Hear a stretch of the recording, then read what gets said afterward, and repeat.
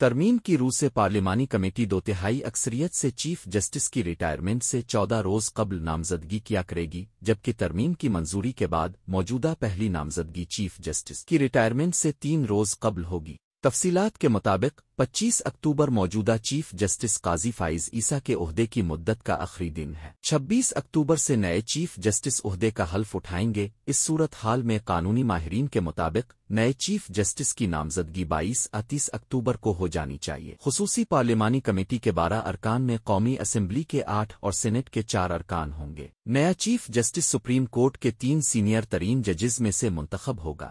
نامزد جج کے انکار کی صورت میں باقی سینئر ججز میں سے کسی کو نامزد کیا جا سکے گا۔ ترمیم کے تحت پارلیمانی کمیٹی کے فیصلے کے خلاف کوئی سوال نہیں کیا جا سکے گا۔ چیف جسٹس کی مدت 3 سال ہوگی، ماسوائے یہ کہ وہ استعفیٰ دے 65 سال کا ہو جائے یا برطرف کیا جائے۔ پارلیمانی کمیٹی کی تشکیل کے بعد چیف جسٹس 22 اکتوبر رات 12 بجے تک 3 سینئر ترین نام خصوصی پارلیمانی کمیٹی کو بھیجنے کے پابند ہیں، جن پر غور کرنے کے بعد پارلیمانی کمیٹی ایک نام کو نامزد کر کے نام وزیر اعظم پاکستان کو بھجوائے گی۔ وزیر اعظم چیف جسٹس کے تقرر کے لیے ایڈوائز صدر پاکستان کو حتمی منظوری کے لیے بھیجیں گے۔ چیف جسٹس بذریعہ وزارت قانون نام پارلیمانی کمیٹی کو بھجوائیں گے۔ کمیٹی اپنے پہلے اجلاس میں 3 سینئر ترین ججوں میں سے کسی ایک کو چیف جسٹس پاکستان بنانے کے لیے غور کرے گی۔ 12 رکنی کمیٹی میں اکثریتی رائے کو ترجیح دی جائے گی۔ آئینی ترامیم کے مسودے کے مطابق سپریم کورٹ کے ججز کی تقرری بھی کمیشن کے تحت ہوگی۔ 12 رکنی کمیشن میں چیف جسٹس پریزائڈنگ جج سپریم کورٹ کے 3 سینئر ترین جج شامل ہوں گے۔ کمیشن میں وفاقی وزیر قانون، اٹارنی جنرل اور سپریم کورٹ کا 15 سالہ تجربہ رکھنے والا وکیل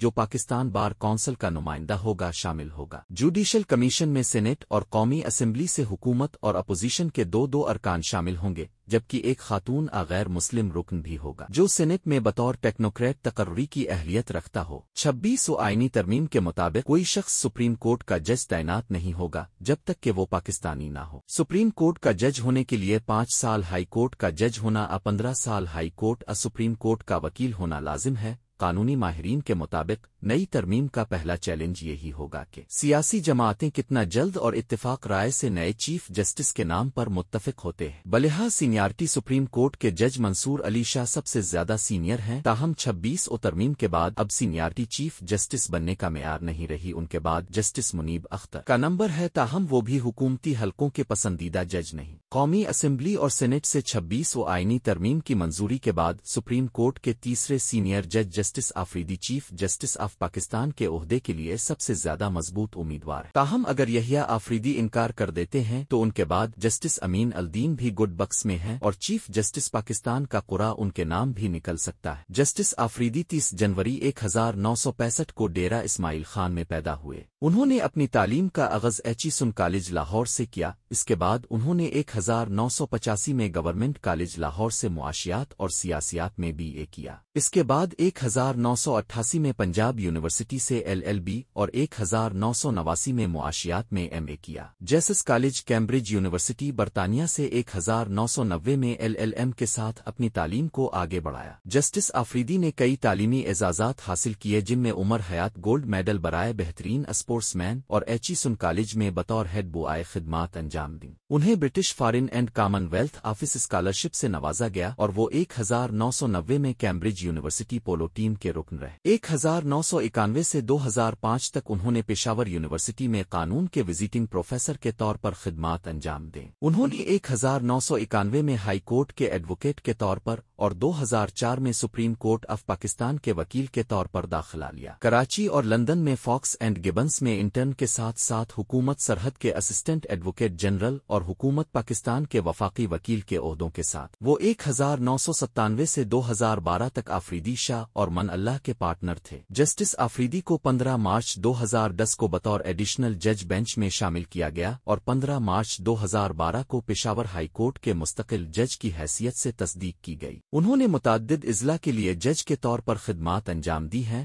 اور خصوصی عدالتوں کی صدارت کی ہے۔ انہیں 21 اکتوبر 2021 کو سپریم کورٹ آف پاکستان کا جج مقرر کیا گیا تھا۔